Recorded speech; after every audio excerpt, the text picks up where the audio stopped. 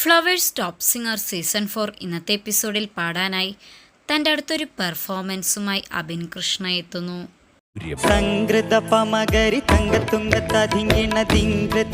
കടിച്ചപ്പൊട്ടാത്ത വാക്കുകൾ ഇതിനകത്തുണ്ട്. അത് ഇത്ര സ്പീഡിൽ പാടണം. ഇതൊക്കെ ഒരു ചാലഞ്ചാണ് ഈ പാട്ടിൽ.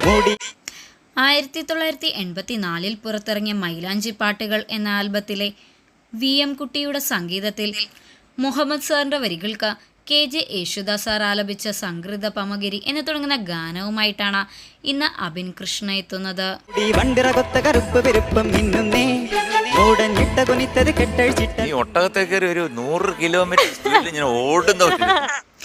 ഹൃദ്യമായ ഒട്ടേറെ നിമിഷങ്ങളാണ് ഫ്ലവേഴ്സ് ടോപ്പ് സിംഗറിന്റെ 4ാം സീസണിൽ വേദിയിൽ അരങ്ങേറുന്നത്.